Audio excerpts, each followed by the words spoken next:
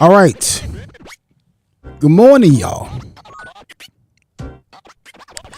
Let me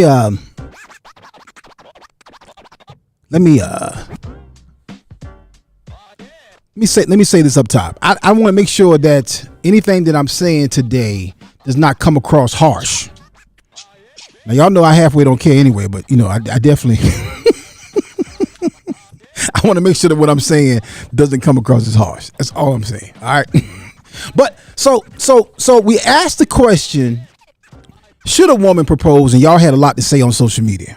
Should a woman propose to a man? Should a woman ask for a man's hand in marriage? Now, that topic has come up before on the show, and y'all know my position on it.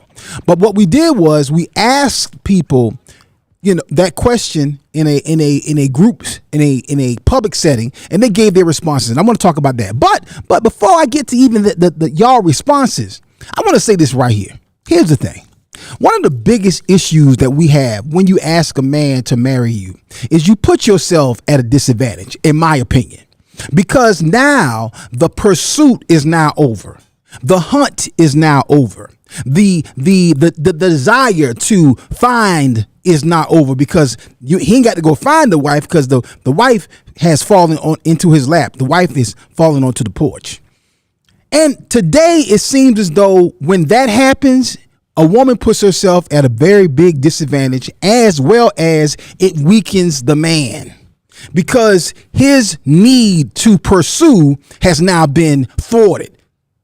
That need inside of him, that even if he don't know he needed, that has now been diminished. It's a reason why men play sports. It's a reason why men have hobbies. It's a reason why men do activities, and our wives be wondering, I don't know why, that's all he want to do. All he want to do is play that game, or all he want to do is work out there in that car. He been working on that car for 2 years. That car still ain't running. It ran for a day and a half. It's been broke ever since, because he needs something to do. He needs something to pursue. He has to have something to put his hands to. Men have an innate need to create, to pursue, to do, to find. That's our desire. That's a need of ours. And when we don't have that, it causes problems. We'll get into that in a little bit. But a woman, men literally love pursuing women, believe it or not.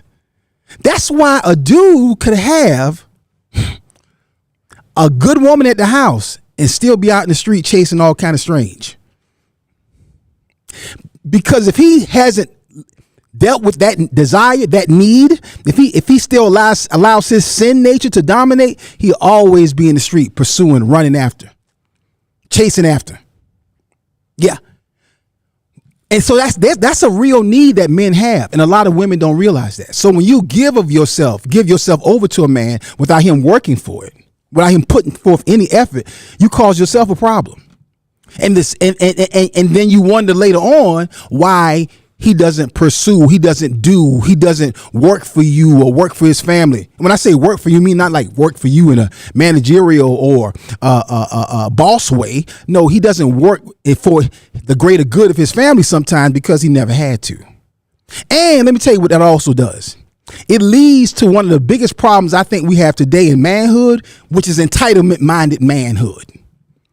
We got a lot of entitlement-minded men of all ages. I talk to men in their 50s and 60s, and I'm like, what? How could you be that dense at 60 years old, sir? How did you get to this stage in life thinking that people owe you something, that women owe you something, that life owes you something? And it's really at an extreme level with men in their 20s, their 30s, and their teens. Entitlement-minded manhood. Ladies, y'all control a big part of that. Because when you say no, men change the game up. When you make a man pursue, it changes the game up. Moms, when you don't baby your sons, it helps push, it helps produce, it helps create, it helps wake up that desire within him to be who he needs to be. And then we're going to talk about how fathers play a role in that whole process. So we're talking about today, not just should a woman propose to a man, because I think we know the answer to that. And some of you may disagree. I'm going to read some of y'all comments, and clearly some of y'all do. But the question then becomes is, why would a woman propose to a man? Let's get into that. Yeah. Today, call your mama, call your daddy, call your auntie, call your uncle, call your cousin, call your coworker, call your neighbor, call the postman, the grocery store man, the UPS man. Let them all know that the Akintunde show is about to start. Let's go. Another track layer production, but no joke entertainment. Let's go. Akintunde, gonna make you laugh real loud. So come on, scream it out. Akintunde is gonna make you laugh real loud. Now, Akintunde. Daily I shall. It's the Akintunde Show. Say what? Say what? You heard what I said. That's right, y'all. The Akintunde Show. Spell it. A-K-I-N Tunde. One of the best stories that I have in satisfying one of our clients happened just recently. We had a young lady that was did a family reunion for, and then they came back and placed a reorder. Now, when they placed the reorder, we could not get everything done in time. Well, we had to pull a lot of strings, make some things happen, work a little bit late, but it worked out where we were able to get the t-shirts printed and out for delivery.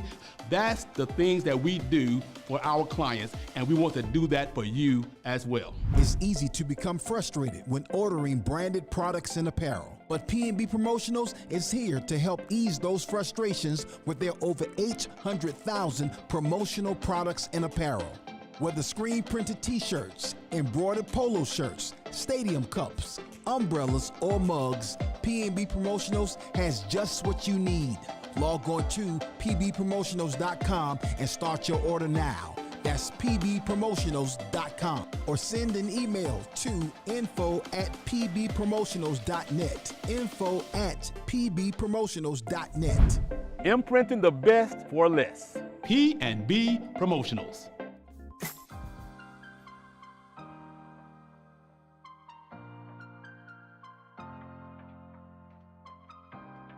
Hello, my name is Dr. Damon Daniels with Pathways to Wellness, a division of Wellspring Family Medicine. We're excited to be partnering with the Healthy Laughter comedy series. Our vision at Wellspring Family Medicine is to bring you the most up-to-date, cutting-edge medical tests to help you optimize your health.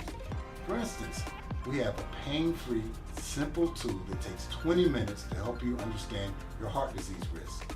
In addition, we'll be offering online courses to help you manage your diabetes, high blood pressure, or high cholesterol better. So connect with us on Facebook at Wellspring Family Medicine to take advantage of all the offerings we'll have to help you live a healthier, happier life.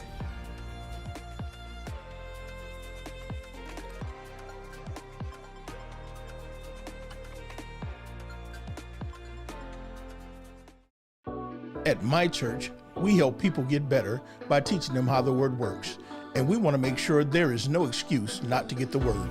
It's our goal to make all of our ministries accessible on every smartphone, tablet, PC, and television connected to the internet. So whether you're a man who needs some wisdom, a woman who needs some encouragement, or a couple who needs guidance, the My Church channel has just what you need. Simply search for the My Church channel on Roku, Fire Stick, or Apple TV, or visit mychurchchannel.org. You can also download the My Church on the Go app from Apple or Google Play App Store. Constantly on the move? Check out the Word at My Church podcast on your favorite podcast platform. Or simply download the Word at My Church skill on your Alexa-enabled device. But whatever you do, make sure to stay connected. See you soon.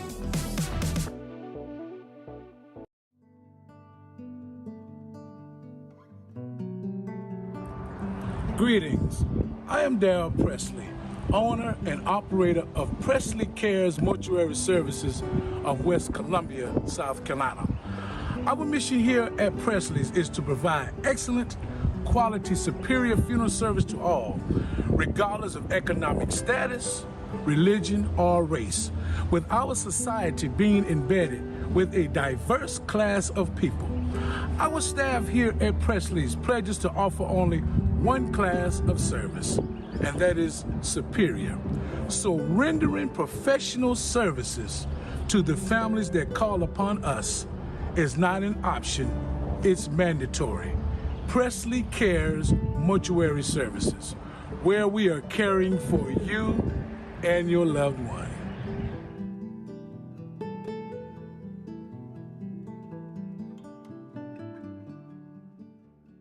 Akintunde Show. Say what? Say what? You heard what I said. That's right, y'all. The Akintunde Show. Spell it. A-K-I-N Tunde. Oh, yeah.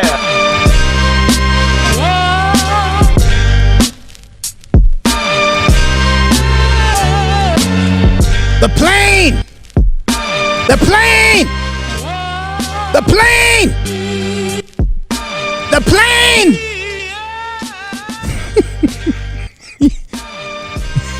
You gotta be at least 47 to know what that is. The plane! The plane! The plane! What's up, family? How y'all doing? Good morning to you. This is the Akintunde Show. We're on Clubhouse and on the Akintunde, producer Akintunde page. We're on Facebook. We're on YouTube. We're on the My Church channel. Download the app and join us for this conversation. We're talking about today, why do women propose to men? I'm going to read some of y'all comments on the original post that in part sparked this conversation. And then I'm going to read some of y'all hilarious, most recent comments. Donna! Yeah. Pastor Tuck, good morning to you. The plane! Good morning. The plane! Good morning, Mr. Rourke. The plane. Good morning, boss. Good morning, boss. Boss. Tattoo. Why would you do that tattoo? Smiles, everyone. Smiles. Smiles, everyone. Oh, yeah. The young folks don't know what I'm talking about. Back in the day, everyone. There was a show called Fantasy Island. Welcome to Fantasy Island. You know they got a remake. Did it last? I thought the remake. I don't think the remake last though. They did like 2 seasons. I don't know if they're coming back for a third one or not. They made it through 2. Was that like pre-pandemic? Because I think I remember it was. Yeah, I saw them on there one day, and they had a bunch of propaganda, and I cut it off. I said, "Oh, here we go, here we go, here we go." I went right ahead and changed the station. I said, "I can't do it. I ain't doing it." Got some foolishness. Got some tomfoolery. Some tomfoolery, some ridiculousness. Yeah. Listen, y'all, I'll tell you what was not ridiculous. First Sundays, this past Sunday, was off the chain. Thank you again to everyone for a packed house. And a huge shout out to Willie Brown, Hamburger, and everybody who came out and celebrated with us. We had a great time. And man, just huge shout out to P&B Promotionals, who, as always, supported, came through and blessed the house. Speaking of which, looking for promotional products and apparel? Look no further than P&B Promotionals. Place your brand and logo on just about anything with P&B Promotionals. Over 800,000 products, hats, mugs, backpacks, bottles, cups, drinking glasses, lip balm, chewing gum, candy, and of course t-shirts. P&B Promotionals is a nationally certified advertising institution. Log on to pbpromotionals.com and start your order now. pbpromotionals.com. Imprinting the best for less. P&B Promotionals. Had a great time, and Mr. Pell and Mr. Brendan went out. Family Feud survey cards. That's right. That is so Pastor cool. Tuck is still loving these cards. I got to get some First Sundays cards because I had these on stage. Donna. Vanna, show them the card. That's the Vanna White hairdo too. That's the Donna's rocking it today. Donna be doing different stuff with her hair. She just like decides what she want to do. She might be Salt and Pepper. She might be Lucia Ball. Today she's Vanna White, old school Vanna White. I was kind of trying to go for like the Janet Jackson one, but I didn't have the band to put up in there. You know that album cover that she has. Oh yeah, I was Rhythm trying Nation. to go for that. Yeah. It it was an epic fail. No, it was. It's not epic. It's not. What have you done for me lately? One of the classic. One of my all-time favorite albums right there. All time. Yes. Oh man. Thursday we got something we got to talk about. Pastor Tuck will enjoy this. We're gonna talk about the national school bus driver shortage. Oh yeah. There's a huge shortage of school bus drivers. I didn't really know this. I think I kind of halfway heard about it like earlier in the year, but I didn't know to what degree it was. And I want to talk about some of the reasons why. It's not just that. It's not just money. It's not just a lack of drivers. I think a lot of drivers don't want to put up with the foolishness from all these doggone parents. And the kids. I'm gonna say these bad tail kids. Yeah. Yeah, I mean, can you imagine? I mean, it's bad enough having to stand in front of a classroom. Can you imagine riding in the road with your back to these children? Bruh. At least on a plane in the cockpit, you in a locked room. Yeah, right. Yeah, right. From the hijackers. Right. Yeah, Donna found a video that we're gonna play on Thursday where one of the parents punched the bus driver. Mm-hmm. I say, what? Slapped the tar off of her. See? That, like I said, that video would have gone viral. They'd be like, bus driver beats the fool out of a parent. It went viral. I ain't gonna tell you why right now. But when you see it did go viral already, for good reason. So that's coming up Thursday, along with the topic, aging TKO. Are you fighting aging and losing the battle? Plus, speaking of aging, a lot of women are dating older men. So we're gonna talk about that. Why I'm not talking about just a little bit. Women always, some women have always chosen to date older men, but it's kind of becoming a thing right now. So we're gonna talk about some of the reasons why, some of the benefits of dating somebody older, and we're gonna talk to Donna to find out why she won't give Rufus a shot if he is 77 or 80. Did y'all see? Did y'all see that? Donna said, oof. Hey, if he's a fit 77, we got something going on. But maybe he'll hold my purse while I do my stuff. Oh my God! I don't know. See, y'all said. See, but sometimes Rufus might not be an adventure seeker. He might just want to sit on the side. But hey, I'm gonna tell you something. Today, 80 today ain't old school 80. Now. I tell you that now. I mean, it don't have to be.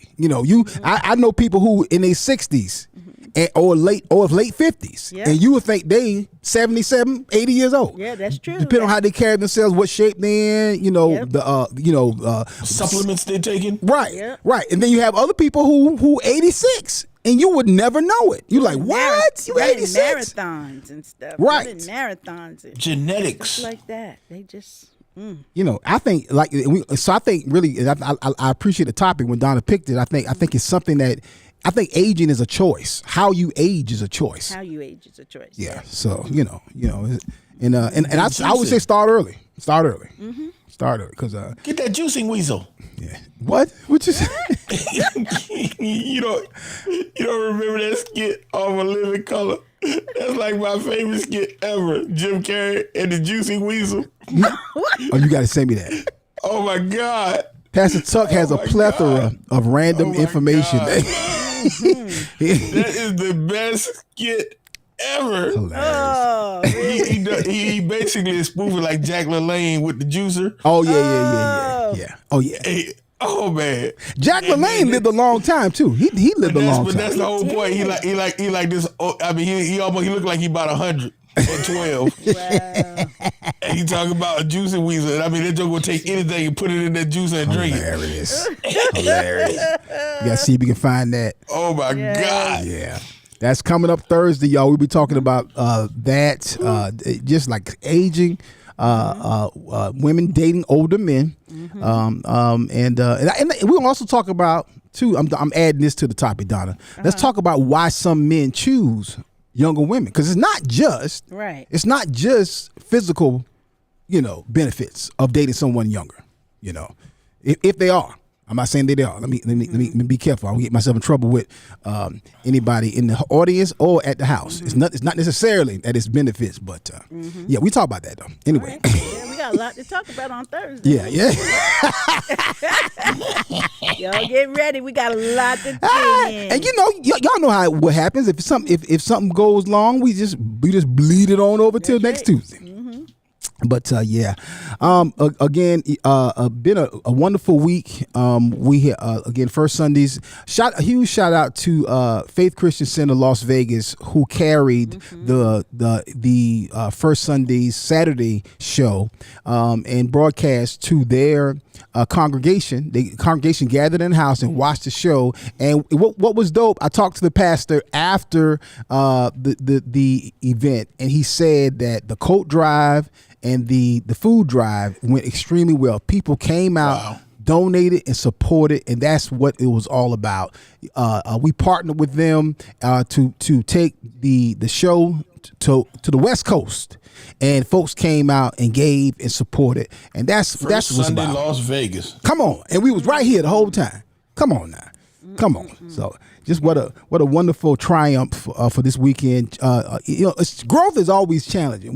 We're having some awesome, amazing growing groans. I don't call them growing pains, like growing groans, stretching.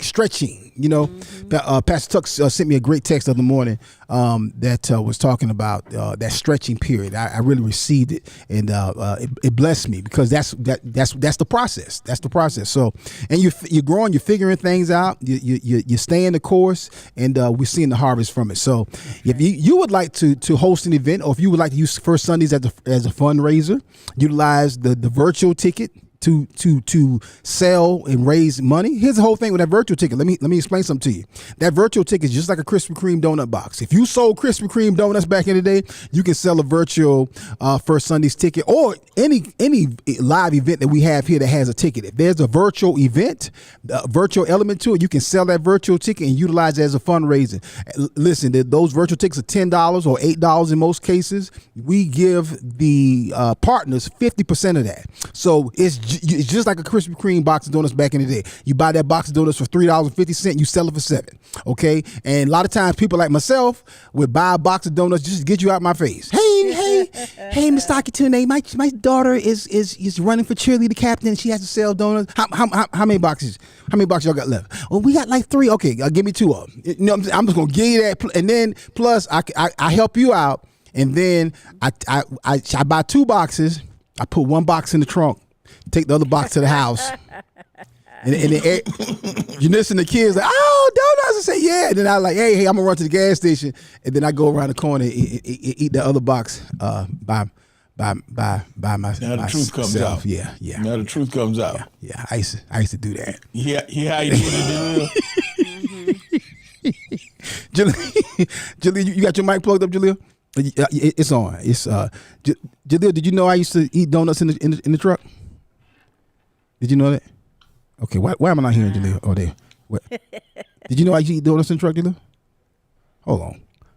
Try again now. It doesn't surprise me. Okay, why didn't it surprise you? Jaleel said he thought Jaleel was just asked you. He ain't know. I didn't know back then, because all I know is that as a kid you brought on donuts. I ate that. That's all I cared about. Right. But now if you did that, I would be like, where he going? Yeah. Where's the second box? When you said Jaleel, you just wonder why his lips was ashy. I used to feel so bad because anybody like me, you can easily knock out a whole box of Krispy Kreme donuts. Like at least 8 of them. At least 8. And if they hot, Krispy Kreme, you do not have to eat. You can drink those.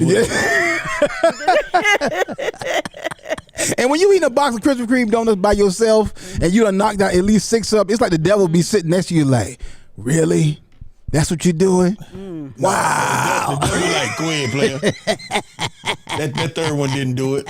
Stop playing. To be fair, you go ahead and do the 4th one, man. It ain't no big deal. It ain't gonna hurt you. Go ahead. Hey, I tell myself, you ain't 8-6, you might as well go and get 2 more. Right? Exactly. I mean, go even half dozen. Go ahead. Hey, you at 8 now. You might as well go ahead and get 10. Yeah. You know you're not even it all. You know you're not gonna be feeling good, so it is what it is. Go ahead and rock out. Go ahead. If you're gonna pay for it. Get it all. Have you eaten them and then you just look over at the box and say, "Dog, I ate all of them." Yeah. Oh yeah. I wasn't even paying attention. Oh yeah.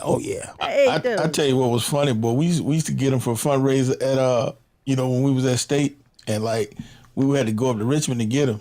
So it's like about 30 minutes back State, man. We done already killed like 2 boxes when you get back to the road. How many people in the car? That's the question. It's like a couple of us in the car. I mean, but it's like we done already killed 2 boxes when we get back there the road. Hold on. Fundraisers, so we're making the difference on the fundraisers. You know, had to raise the price. Raise the price. Boxes. There you go. We raise the price on a couple boxes. There you go. We'll make that up. Why these boxes $7? They're supposed to be $5. Hey, those are premium. But I remember it's for the kids. It's for the kids. Shut up and get the money. Get the money. I remember at Shaw University, when I went to Shaw University, it was I'm Dunkin' Donuts. I'm sorry, I'm Dunkin' Donuts over Krispy Kreme because that's what I was raised in the North. Oh, that was Dunkin' Donuts right now.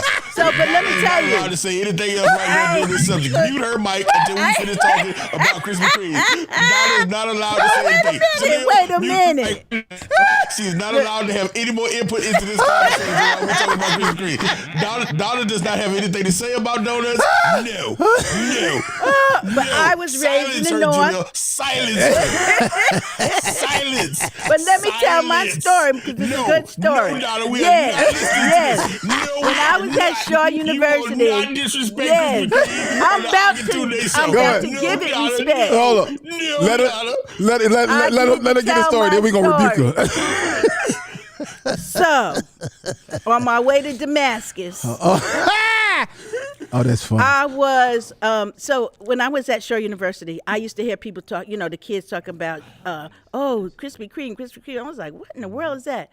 Oh, and I would hear people say the hot light is on, and people would just disappear. Oh yeah. Like the hot light is on. Oh, yeah. And I was like, where's everybody going? Oh yeah. What is the hot light? Yeah. You know? Yeah. And then I found out. And when you start eating them? You know, like it wasn't long after, because you know. So is this your testimony, Donna? I told you I was on my road to Damascus, but you wouldn't let me. Okay, Donna. I'm sorry. I apologize. Yeah, I was like, I'm on my road to Damascus. I thought you were a heathen. I thought you were a heathen, Donna. I didn't know you had come in. I didn't know you had come in. You can't. It's no way you can. I don't know anybody that would choose. I mean, just on donuts. Now, coffee. Mm-hmm. I mean, Dunkin' Donuts is running the coffee game. Truth be told, Dunkin' Donuts turned their whole business around. If you ever go watch that Company Man page on YouTube and look how Dunkin' Donuts turned themselves around when they had hit a wall. But by switching and focusing on coffee, believe it or not, and that's what really saved them. But when it comes to donuts. Krispy Kreme I still like that it. Bavarian cream donut though at Dunkin' Donuts, but I'll take that. I'll take that hot and fresh. Toasted coconuts. That hot and fresh. You know when the hot sign is on. Yeah, I'm there. I'm there for it. There's. Yeah. I mean, I didn't. You didn't hear 95 talking that foolishness when we was in Savannah, talking about they better cold. No, I didn't hear Coop saying that. I was like, I started making the joke and walk back to Virginia. Wait a minute, Coop said that Krispy Kreme donuts are better cold. Yes. Oh, cool. That ain't nothing but a hoax. I was like, he told me y'all fell for that. I said, boy, wow. I said, boy, I'm about to put you out the car. You don't even taste them. They just slide down your throat when they hot. Andrea said, down. She said, I didn't realize Donna got saved from Dunkin'. I did, but I still dabble with the Bavarian cream. I still dabble with that, but. Paul talking about this is if walking in front of the prophet was a donut. Yeah, exactly. Hold on, I ain't yes. hit a. Hold on. Daily I shall. Hold on, that's daily I shall. Walking in front of the prophet. Y'all drop in the comments on Facebook, YouTube, or Clubhouse. Are you Krispy Kreme over Dunkin' Donuts? Krispy Kreme over Dunkin' Donuts. It's 10:30, y'all. We gotta get to the subject. But now, Donna, you from New York? You know about Tim Horton? Tim Horton? No. Mm-mm. Now that's a Canadian franchise. Oh, okay. That they beat Dunkin' in the ground. Oh, okay. They're cake based donuts, but they'll be dunking in the ground. Cake based? Oh no. Like they cake based donuts like Dunkin', but they will be dunking in the ground. Tim Hortons ain't no joke. Look, Jeans too. Stewart talking about no, Donna, come back to the right side. Okay, Kimberly mentioned Duck Donuts. I've seen that sign. Yeah, they're like gourmet donuts. Really? Are they good? Yeah, you can go in there. You can custom. They're like hot donuts, but they're custom made. Like you can pick your flavors. They pick your glaze. Like you can get your maple bacon donut. I mean, you can literally customize your flavors of what they put on them. Yeah, but I still don't put them on top of Krispy Kreme. I see. Here's the whole thing too. Is like, and just a little passing point. I promise we won't stay on this long. But there's people who do stuff like mix like donuts with like sausage and bacon. To me, it's like it's nearly blasphemy. It's like if you get you a nice maple bacon donut, I mean it'll change maple bacon donut. Yes sir. My supervisor used to do this after, because this is coming up, so this is very relevant. Thanksgiving. My supervisor used to bring in some turkey slices from Thanksgiving and donuts, Krispy Kreme donuts. Cut them in half, put the turkey in there. Just kind of put a little in the gravy. middle of it. And I'm telling you, somebody was telling me about that. That might have been Donna telling me about that. Making a donut sandwich. Yeah, a donut sandwich with turkey. Yeah, it's delicious. Oh, I was like, no, but I tried it. You think about this, Doc. Oh, this is good. You eat pancakes? I do eat pancakes, yes. You eat pancakes, and I know you don't eat bacon no more, but you eat pancakes and bacon? Yeah, I used to pancake and some sausage, Sausage. Yeah, okay, so you think about what that tastes like once you eat it all together, because you wouldn't just eat your pancake first and then wait for your sausage. You would like to have it all going together because of that nice, sweet, salty taste. That's basically what they do when they make a maple bacon donut. Okay, but it's still the difference between maple syrup. And I gotta taste it because I'm thinking about a regular donut. The taste of a regular donut and bacon to me just is not. It's not. No, that's the whole point, is to give you that whole like breakfast that breakfast taste to it, all of it coming together. Okay, Paul said maple bacon donuts was that fire. He said fire. See? Okay. Yeah. Leslie said maybe that's leftover from school lunch. Maple bar and chili, hilarious. Yeah. Kimberly said they had that at the fair. Yeah, a lot of stuff they fix at the fair. Yeah, I'm like, you might well go and give people a pistol and say, go on over there and kill yourself. Like them fried Twinkies or something like that. I ain't never had them, but I heard people talking about deep frying a Twinkie. I'm like, stop it. Oh no. Fried Snicker bars and and then with some fried Snicker bars in batter and some type of extra topping on yourself. Hey, go on over there and kill yourself. Go stand in the corner. I have had a fried Oreo. Now that joke, that's some different story. Those are crap. Those are good. Those are good. When I tell you fried Oreos are divine. Jaleel jumped in there. Yeah, you should see his face. I love Oreos. I don't eat the chocolate one. I do the golden ones, but I'm trying to tell you, boy, it's something different. It is. Fried Oreos, fried in what? It's good. In a batter? In funnel cake batter. Wow. Pancake, funnel cake, anything, really. Yep. Wow. They basically take funnel cake batter and dip them in there and then deep fry them. Powdered sugar. Don't forget the powdered sugar. Yep, and then they put the powdered sugar on top of them. See that? And maybe like some little fruit glaze on top of it, like strawberry or something. Yeah. Man, what? This segment of the Akintunde Show is brought to you by diabetes. Diabetes. Your chronic disease. Are your diabeticals acting up? Want to add something to it? Why not eat some fried Oreos? Everything in moderation. My blood sugar is 95 this morning. Get your life. Everything in moderation. In moderation. Yes.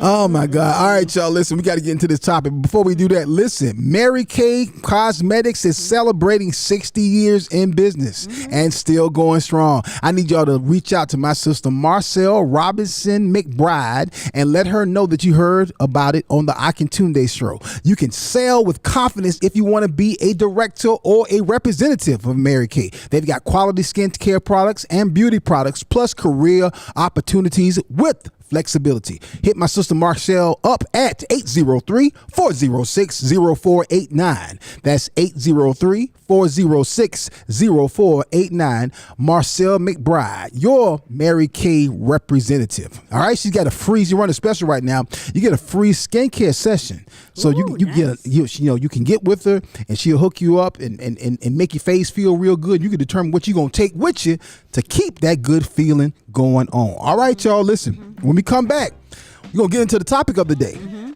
All right, should women propose? Let's talk about that first, and then we'll talk about why a woman would propose to a man. Yep, let's get into it. Do me a favor, share this room, y'all, particularly if you're on Clubhouse, because we're in our new location. Let folks know where we are. All right, this is the Akintunde Show. Don't y'all move. One of the best stories that I have in satisfying one of our clients happened just recently.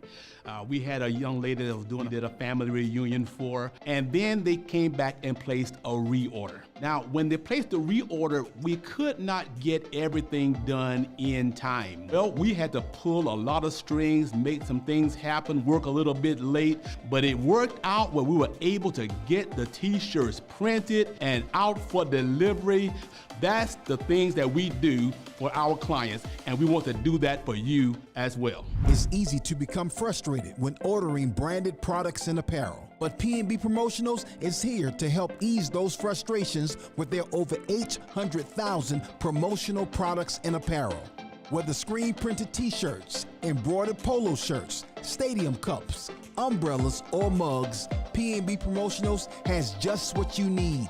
Log on to pbpromotionals.com and start your order now. That's pbpromotionals.com, or send an email to info@pbpromotionals.net. info@pbpromotionals.net.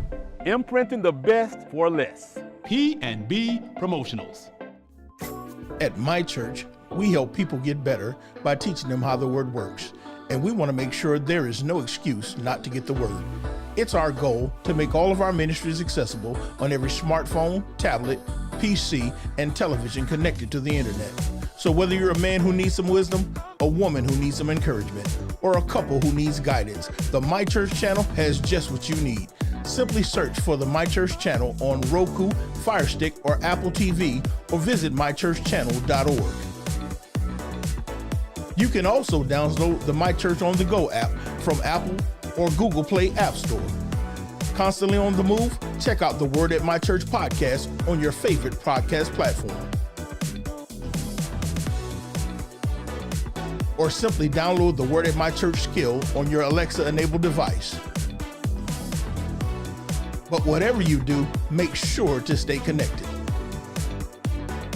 See you soon. Church. Stop walking in front of the prophet. Oh, yeah.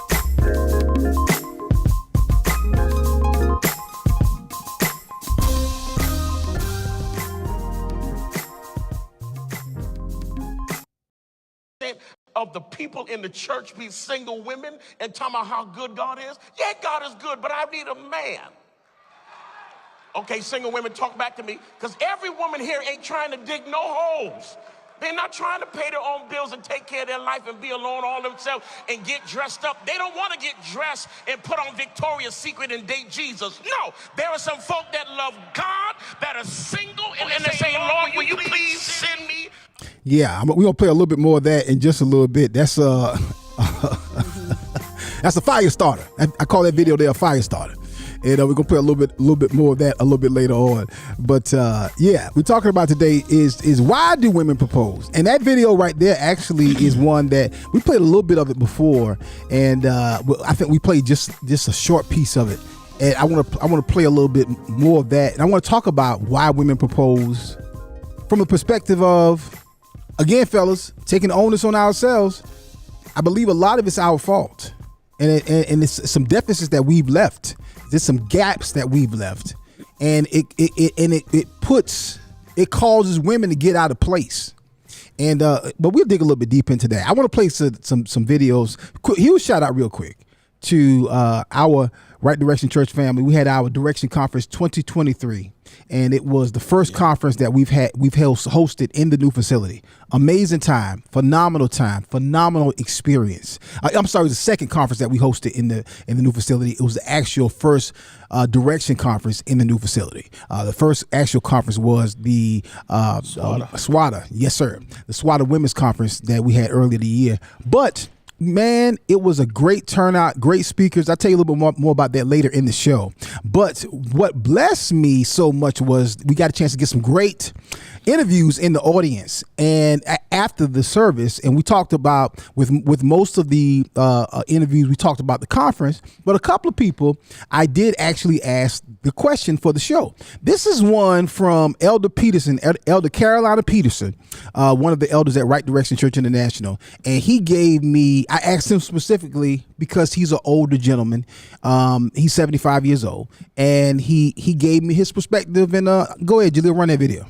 Got you here. I saw a picture the other day of a young lady asking for a man's hand in marriage. And I said to myself, I had my own opinions about it. But when you see those type things on social media, as a father, as a husband, as a man of God, what's your immediate thought? It's ungodly. And for starters, I think a man should have more respect for himself.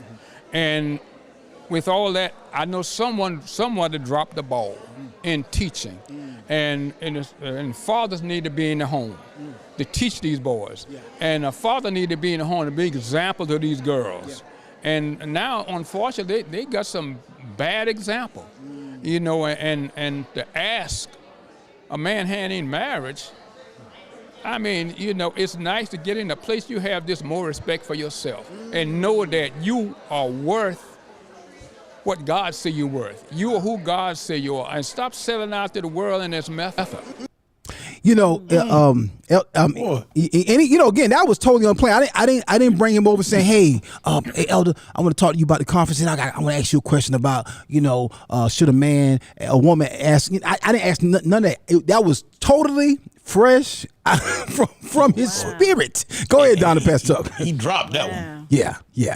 And it really goes to that whole conversation, that talking point, if you allow, of men. Like a lot of times when I see those videos, I always think about the men. I'm like, dude, you know, if a woman was if I was single and a woman was proposing to me, the first thing I'm gonna do is say, hey, hold on, no, come on, go ahead and get up. No, go ahead and get up. Just hug her, just hold her, just don't shame her, but just hold her. And if she press it, just hey, we gotta walk off. Let's walk over here because you got all these people around here, and so I don't embarrass you. It's already bad, but this ain't happening. First of all, please don't do that in public. Please don't do that in public. Pastor Tuck, the majority of the videos you see when women doing this is in public. Yeah, please don't do that in public. Yeah, because that might be the end of us. Please don't do that in public. And it is probably the end for a lot of those relationships, because those young men, a lot of them, they just walk away. Yeah. So Donna. And I'm gonna play a young lady's video in just a little bit, so y'all don't think it's just men having this perspective.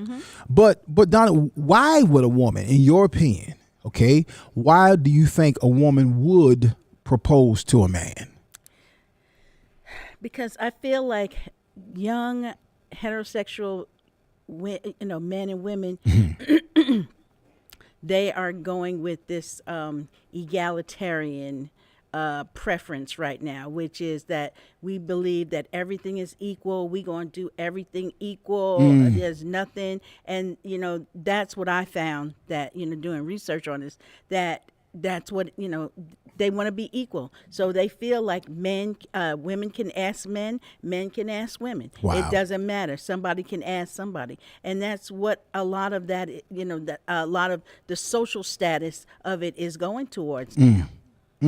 So you think it's just purely from the perspective of because we're equal in career, because we are equal in financial status, because we're equal in more things.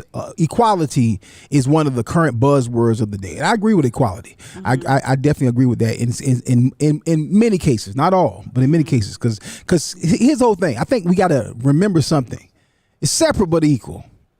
You know what I'm saying? It's like you know we got a different walk as a male and a female. You know what I'm saying? But you are equally important and equally valid, bar none. Right. But it's not the same. And you know. we were talking about that. What was that word you said? Remember we said that the other day. What was that word? It's not equal. It's equivalent. It's equivalent. It's two different things. Yeah. And that's what it is. And because we each have our own lane, so to speak. You know, and when you cross into the other lane, there's an accident. Yeah. And this is the thing, and this is the thing that women need to understand this. These women who keep crying out for this equality, and I'm saying this from the bottom of my heart. Please get this, please, because when we say hear me when I say it's not equal, it's equivalent. We're talking two totally different things. Yeah, because if you want equal, then what that means is, when that guy breaks in the door, it's your turn. I got the last one. They breaking in like that. They breaking in like that. Depending on where you live. But you know what? But I will say this, Pastor Tuck. Or when the guy come in the house, it's your turn. I handle the carjacker. Yeah. But you know what? Sometimes that happens. In these households now, sometimes that happens. Them women pick up that pistol faster than a man. But how many women do you know literally want that? Right. Yeah, that's the question. I agree with that. And I'm not saying that it does.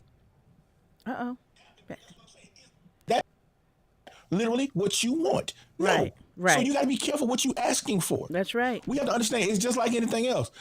Craig, go ahead and pull that refrigerator out. No, I moved the stove. Yeah. It's your turn to get the refrigerator. Yeah. Like I said. Yeah. You don't get up there and get that refrigerator. If it's literally equal, 50-50, everything 50-50. Don't come with this.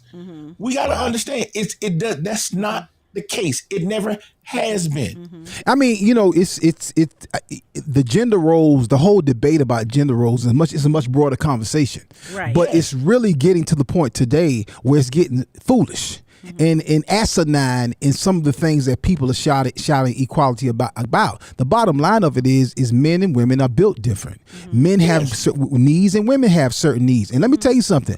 I'm married to a beautiful woman, and every once in a while she'll overdo it, and I'll be like, yeah, because you gotta fall back. You gotta let me do what I'm supposed to do. But that's sometimes because the need is, or the thought is, I can do the same thing. It's like, nah, you can't. And watch this, physically and mentally in in some areas. And ladies, y'all hear this? This is not derogatory toward y'all, because watch this. I got 5 kids. How many times did you go in the living room? I can take her place. Not a one. Okay. Not a one. So there are certain things that we are not equipped to do. Yeah. There's certain things y'all are not equipped to do. Right. And there's nothing wrong with that. Yeah. Yeah. So stop taking this as a derogatory thing when we say that people have positions to play. Yeah. People have roles to play. See, you've allowed the world and the devil and everybody's society to make you believe that this role thing is a bad thing because you don't like the roles that they've put you in. You got to be in the role that God put you in. That's right. You know, to that point, I want to play this clip from Prophetess Chanel E. Martin, who, of course, is one of the co-founders of the Kingdom Business Network, and she attends Direction Conference every year, and I got her in the lobby, and after we talked about the conference, I asked her her thoughts about this very topic. Here's what she had to say. I think, like, truth be told,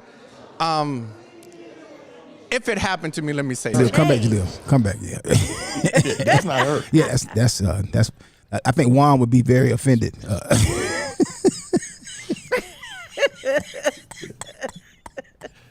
But yeah, I want to get a woman's perspective. Go ahead, Jaleel. Play Prophet Chanel. On the Ox Show coming up next week, we got a topic that I think you could help me address. Okay. We're talking about, there's this video, some pictures going around of women on one knee proposing to men. As a married woman with 4 children, right? 4 children, all right? Can you talk about your thoughts when you see those type of things? What's your thoughts when I don't want to put words in your mouth. So when you have women getting down on one knee, it's because they don't have the right message inside of them. They don't have the right mentorship. They don't have the right understanding, because if they really knew what they were doing, they wouldn't do it. So I can't even fault these women, because I don't know what they were taught, what they were exposed to, but that's also our fault as believers, as the body of Christ, because we are not amplifying God's message across the board. And that is our job to do that. And I think that's where I want to take it from here, because one of the big whys that I think a woman would, or why are women proposing, I think because culture is saying that it's okay. Exactly. Yes. Yep. Just like you said, Donna, the whole equality conversation, right? That people are buying into this mindset that because I can, I should. Right. Okay?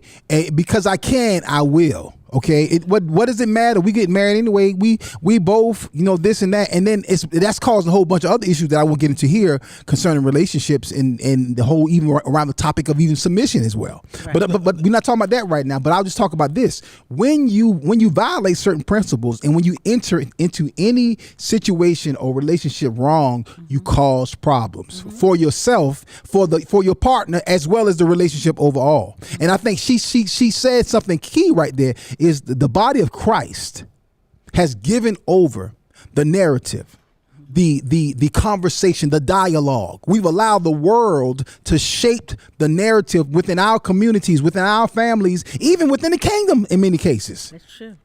Because they are amplifying and loudly speaking their position, their value systems over these airways, whether they be television, whether they be film, whether they be radio, podcast, social media, whatever. That's why the My Church channel is important. That's why being active on these different platforms is important. Understanding technology, even understanding marketing. Now people say you can't market Jesus. Well, yeah, you can. You actually can. and it's funny, but it's funny you even said that, because my wife and I, we were watching Pastor Winston, and we were laughing, talking about it when we were watching it, because when he was talking about how the church has to go back and take those mountains, the first mountain he mentioned was media, arts, and entertainment. That's right. That's right. And I was we were laughing. I was like, we were looking to see you come running around the church. Yeah, did you hear me in the corner? I was like, say it. Say it. Say that. Say that. I said, one I don't go running around the church right there. I said because that's what we've been called to, and that's the reason why. Because that's where the atmosphere, the culture is being defined, and that's the reason why God has us right here on this particular thing. And it's so funny because even Pastor Portia on the My Church channel preached on Sunday talking about that Issachar spirit. The Issachar anointing, the sons of Issachar that knew the times and the season. He said that we have the ability to know beforehand. Wow. We've been talking about this way before anybody else was talking about this and understanding, and God has positioned us for this time. Amen. But we have to understand that there's a reason for all of this. Yeah. And you talk about the why. One of those whys is the fact that they are impatient. You're not trusting God. The Bible talks about trusting the Lord with all thy heart and lean not to thy own understanding. In all thy ways acknowledge him and he'll direct your path. That word acknowledge means to become intimate with him, to seek him for everything, to seek him for all your information, your wisdom, your knowledge. But that's the problem. We do not have an intimate relationship with him where he has the ability to speak into our lives. Right. And so because of that, because we're not spending time with him, we're intimate with everything else. Yeah. But him, he can't direct you. And so you're trusting in your own understanding. Right. Yeah. Yeah. And so now you're directing your own path. And that's the thing. Right. And so it's a lack of trust. It's a lack of trust for God, because I hear people all the time, I want to be married. Well, it's not about what you want. You keep saying you want what God wants for you. Right. But then you're doing what you want. And if you do what you want, you get what you get. And to that point, I think one of the problems we have today is a lot of times I think ladies don't get mad with me. Okay. sometimes what I believe is happening is sometimes the men that want you, you don't want them. That's true. Ow. And it's a reason why you may draw a certain type of man. That's not always bad. Okay. It's just a fact. All right. So you may say, I want a man who does this or makes this, or is this type of guy, or is this type of education. The question of it is, are you a good mix for that dude? Is that even what you want? Is that even what you need? Are you wired to handle that? But see, once again, we were I was talking about this the other day on this show. This guy, he was talking about how much money he made, talking about, you know, this and that. He was like I said, the show, the premise of the show is just ignorant, but he was talking about the fact that he has positioned himself where he does not have to settle for a single mother.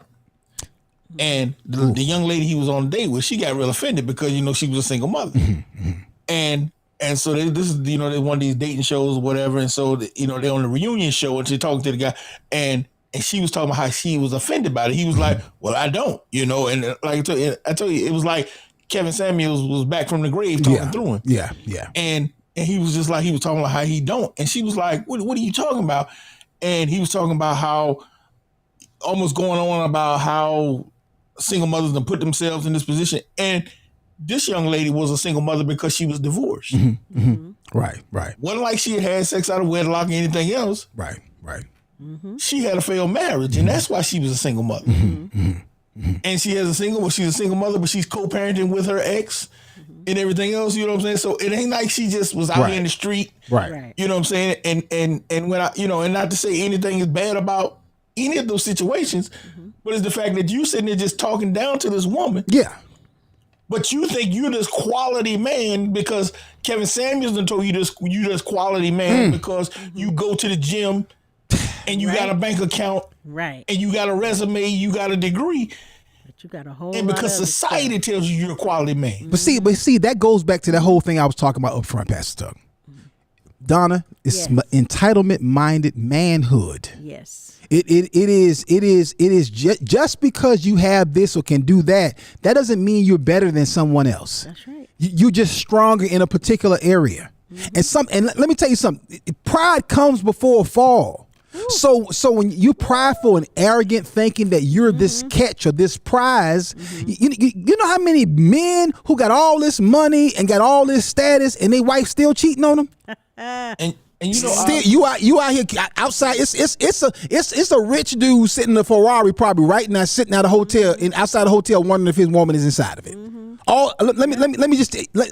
So when you chase after, or you think that you're this because you got this, or you chase after women because of superficial things. Let me tell you something. Sometimes you chasing after this beauty queen. What you need is a plain Jane who you can trust. Ain't nothing more valuable to a man when you really realize it. Sometimes it take you to your late 30s or early 40s to realize it. The most valuable thing in marriage to a man is peace. And you cannot be at peace with a woman who you cannot trust. So if you out here chasing after women, you must try and catch something that you do not want. I'm not talking about a disease. I'm talking about you catch the wrong woman, and now you realize what you really got was somebody that you thought looked a certain way, so you can feel a certain way. And what that's really about is your self-esteem, sir. You know, and I'm saying, these guys that are coming with I got the money, I got the looks, I'm in the gym like you were just talking about. But you know, they might come with that, but they come with a whole lot of other stuff too. Yeah. And and as women, you know, it's like, just because you have money, you know, you can still, like I said one time, I dated a gentleman that was in a wheelchair. And even though he was in a wheelchair, you know, you might feel like, oh, you know, he's probably humble and what. Man, he was the most arrogant, whatever, you know. And I was just like, just because you're not walking around did not exclude you from being a jerk. Right. And he was just a jerk who happened to be in a wheelchair. But you know what that is, Donna, right there? I'm gonna tell you to your point about that. A lot of times when men are deficient in an area, they mask it by puffing themselves up.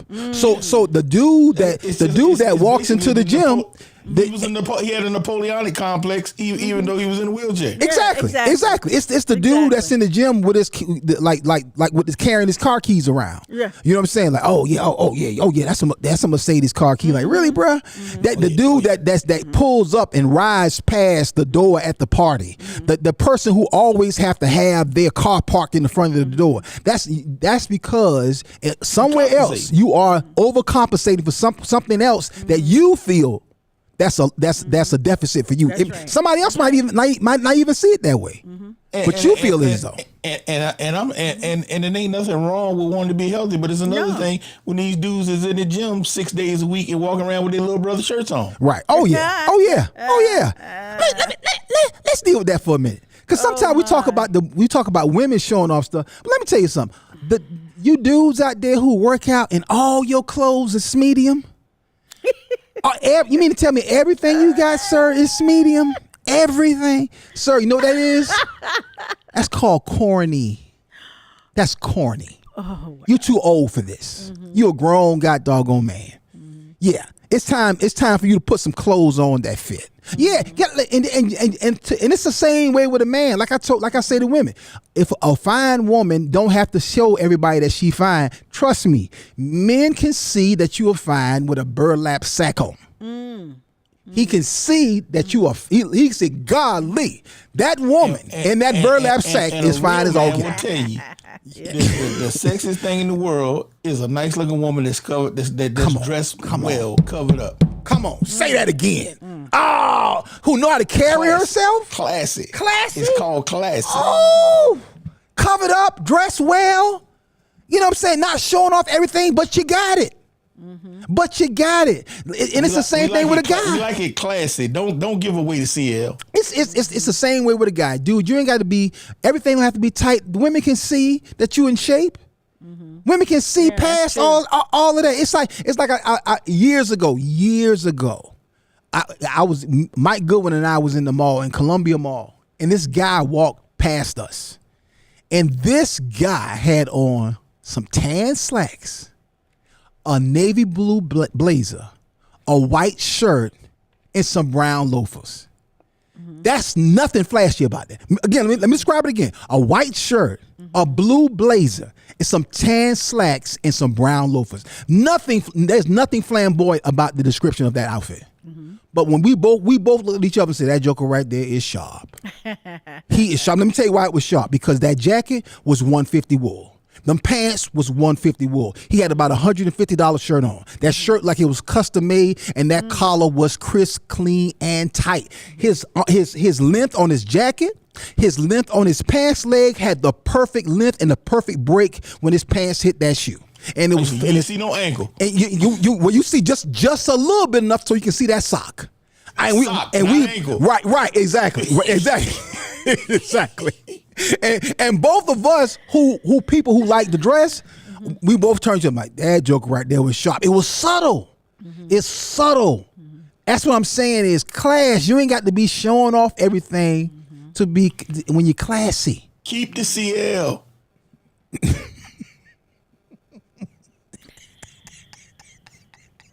Wow. Okay. Keep the CL. Ladies. All right, ladies, you heard it. Yeah. You heard it. Great. So we bled off into something else, but this is real talk. This is real talk. When we come back, when we come back, y'all, we come back. I want to dig into this video. We played a little bit up top in this segment, but there's a gentleman. He's a pastor, and man, he said something I think is relevant, and it goes well with this topic of why would a woman propose to a man? Y'all check Facebook, the comments on Facebook. My tablet is dead. So check the comments on Facebook. Let's see what's going on. We'll come back and get Clubhouse. Let's get into it, fam. We're going to keep this conversation rolling. Why would what would a woman propose to a man? And I think we kind of know, should she? At least in our opinion. Let's get it in. This is the Akintunde Show. Share the room. Share the conversation. All right, we'll be right back.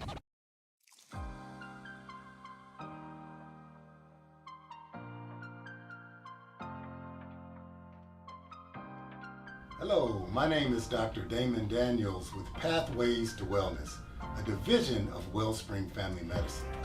We're excited to be partnering with the Healthy Laughter comedy series. Our vision at Wellspring Family Medicine is to bring you the most up-to-date, cutting-edge medical tests to help you optimize your health.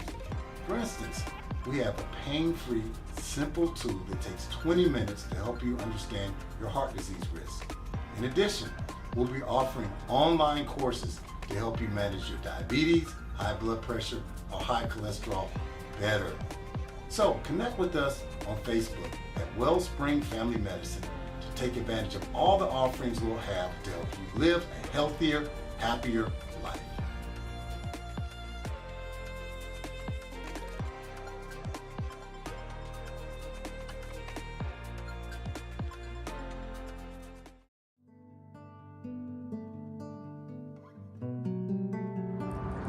Greetings.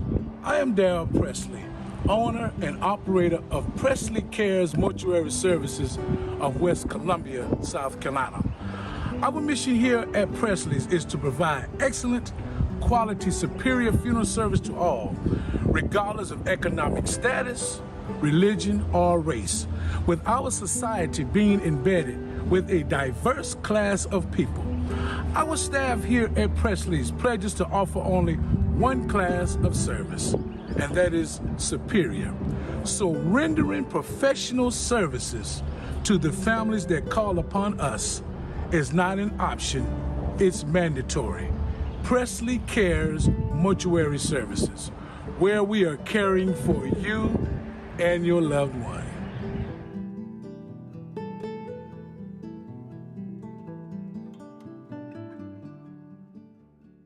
It's the Akintunde Show. Say what? Say what? You heard what I said. That's right, y'all. The Akintunde Show. Spell it. A-K-I-N Tunde. Oh, yeah.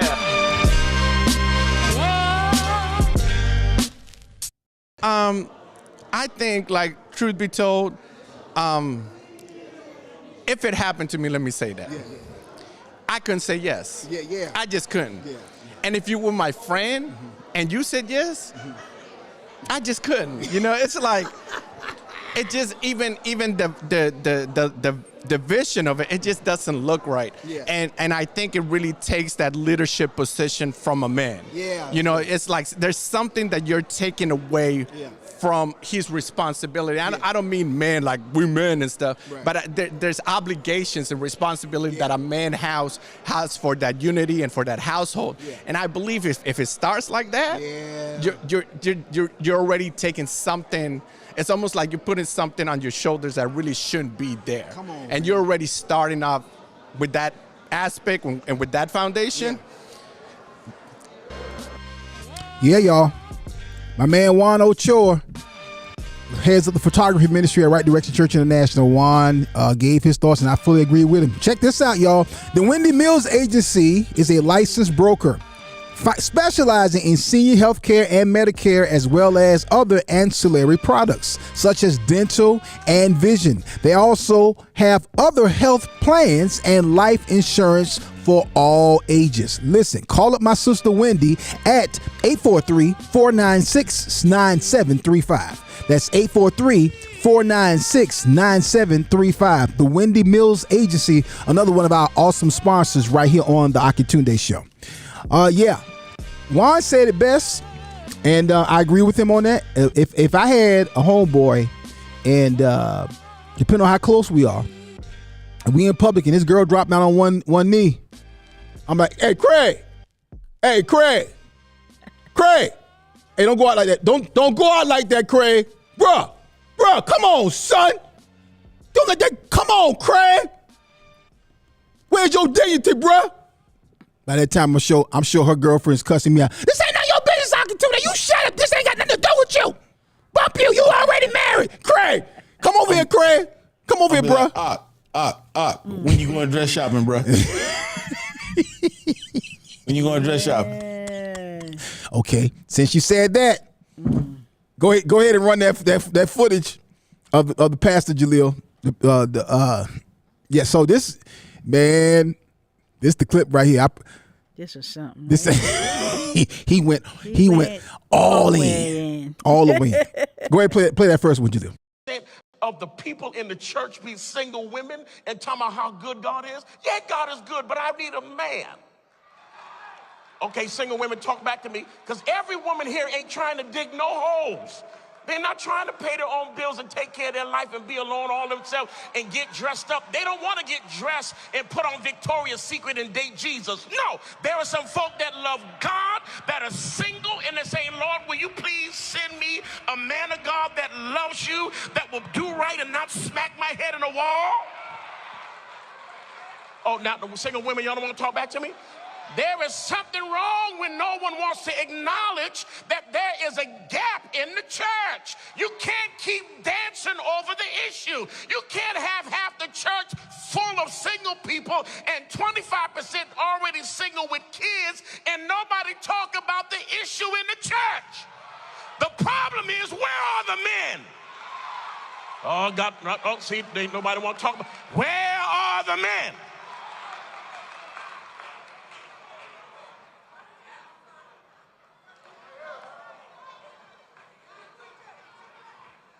Pastor Mose, I'm sick of you already. The church, I'm preaching, for those of you that don't know, I'm preaching in Isaiah because that's where our church is. We've gone through the Bible all year long. We're going one book at a time. We're in the book of Isaiah, so I can only preach to you in Isaiah because that's where we are. And in the book of Isaiah, there are 7 women trying to date one church musician. Can I talk to you? There's something wrong in our church because the altos ain't talking to the sopranos because they're all messing with the same musician. And they don't understand the altos and sopranos are mad at each other, but he's in love with a tenor. Okay, I'm gonna come on this side. Well, nobody wants to talk about it, but I'm trying to tell you something is wrong. I told the men in my church, I want you to stop shopping at Baby Gap. Those pants are too small. You look like a little boy. I need you to get something that tells me you want a woman. Now, all this, y'all are mad. I'm gonna preach. You ain't got to invite me back. I got my own church.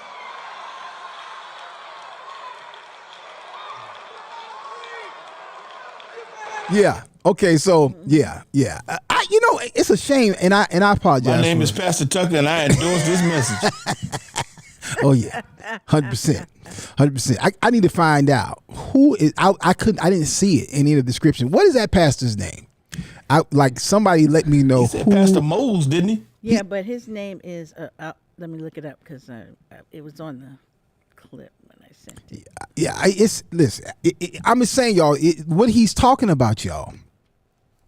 And what he's addressing is something that needs to be discussed in much broader terms. That's why I say that we got to have these conversations not only in church. We have to extend these conversations as we're doing here outside the church. The problem is the world is talking about everything that they believe. The church is only talking about what we believe in certain spaces.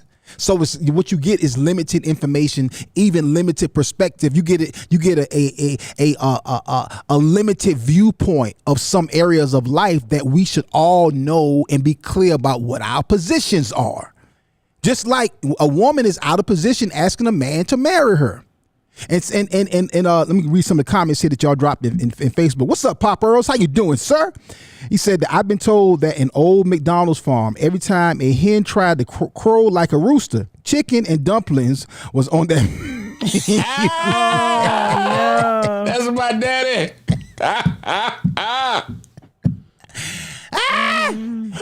Grab that hen, kill it, bring it on in the house, pluck it, put it in the pot.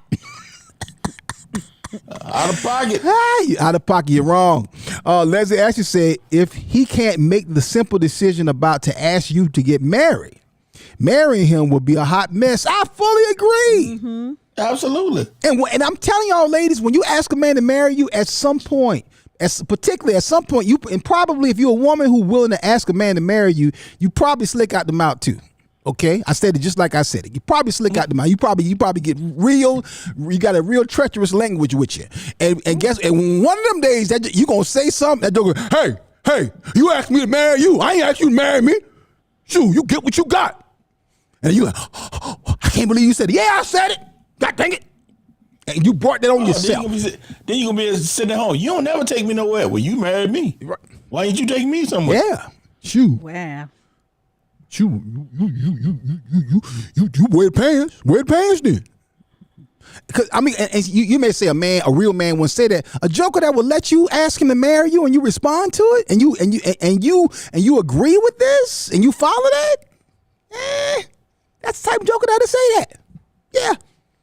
Yeah, and I know it's an unpopular conversation. I know somebody don't like what we saying here. Facts is facts, truth is truth. And just because you don't like it means nothing. That will let you ask him to marry you will sit on the passenger side and wait for you to open his door for him to sitting right there. You come right here and open the door for me? Hey, you gonna open my door? Mm-hmm. Yeah. He will ask you for your coat when he get cold. Yep. We'll be sitting right there with a jacket on. You out there shivering. Shoot, it's my jacket. You should brought your doggone jacket. Shoot, I'll be like, I got to freeze because you ain't bring your jacket because you ain't planning ahead. I'm cold. Give me your coat. Really, Craig? I can't believe you act like that. Shoot, you know what you got when you married me. I'm telling you. You don't asked play me yourself. to marry me. I'd ask you to marry you. You know what it was? Mm-hmm. Like I said, it just reeks of desperation. It does. Mm-hmm. It really does. It really does. And impatience. You know. Don, I think that's the biggest part right there. Talk about that. Expand on that for a minute, Don. I mean, and I want to make sure that our hearts are.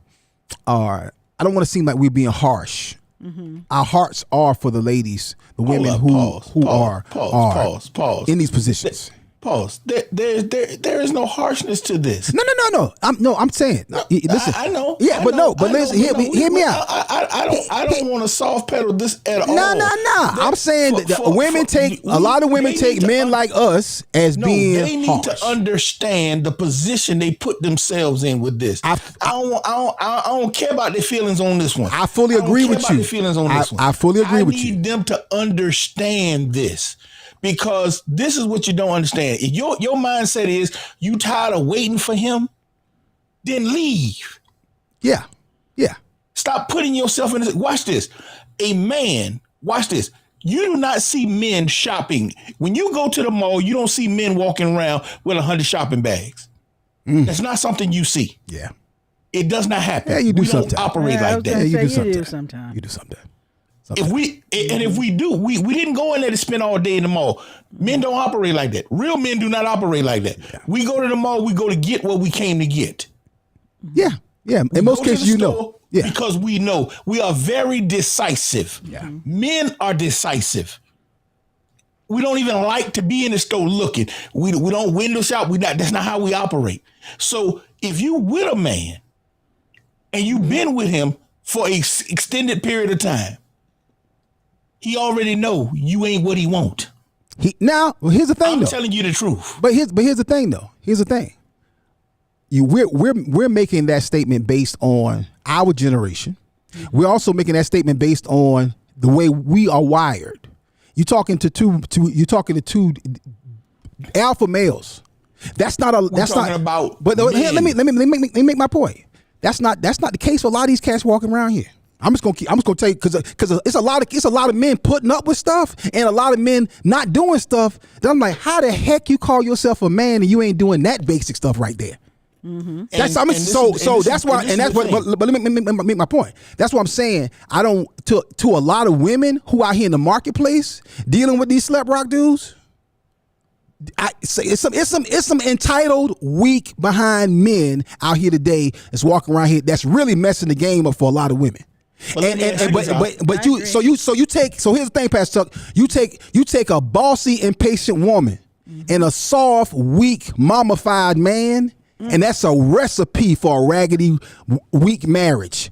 Exactly. And so he don't know how to take initiative and prepare himself and then go and pursue a woman. She don't know how to wait because she been used to snatching the keys and driving and jumping ahead of everybody and then getting upset when it don't work out and it's somebody else's fault. No, ma'am, it's your fault and it's your fault, sir. Mm-hmm. And so that's the and so I want to make sure that when we say this, but see, hey, here's the thing, Pastor Tuck.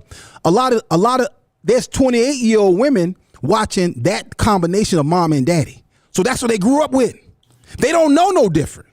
So now they out here and they're like, oh, that's not how it's supposed to be. Like I told you, Elijah told me about a friend of his, or well, not a friend of his, a young lady he was dating, and he was like, yeah, they went on a trip, and he came back, he was like, yeah.